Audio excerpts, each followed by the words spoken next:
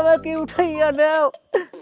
সবই তো হলেন কাকু, এখন আর মরা ছাড়া উপায় নাই। আরে বেটা তোর মারা লাগবে না, তুই এই কথাটা যদি 2 দিন আগে কই দিতে কামে লাগবে। যাই হোক, এখন তোরে 2টা সার বোতল আনিয়ে দিতে আসি, এই 41 দিন খাবি। আর ওই বাকু বিশ্বাসের একটা তাবিজ আনিয়ে দিবি, এটা কোমরে বানবি, ঠিক আছে? এইয়ার পর ওই ধরো ওই 2টা মিলে 1250 টাকা না খরচা হইবে, আর বাকিটা আমি দেখবো। তাই কাকু এটা কাম হইবে তো? আর বেটা কাম হইবে না? তুই একটা কথা কও, হন এই সমস্যাটা তো আমারও আনলে, আমি না খাইয়ে কি তোর এই উপকারের কথা কই? হয় কাকু, আপনি তো বোঝেন আমার বউটারে তেরানের কম্বলের না যে পাই গাইতে চায়, এইটা যদি সমাধান না করেন আমার বউটা আমি রাখতে পারবো না। তোর কোনো সমস্যা নাই, কোনো সমস্যা নাই, তুই এইটা খা, সব ঠিক হয়ে যাবে। এবারে আমার সংসারটা গেল না, আমার সংসারটা গেল। এই খাইয়া আমি উপকার পাইছি, এই জন্য তোর এই কথাটা কইতেছি। লা বাড়ির দিকে আয়, বাড়ি আয়।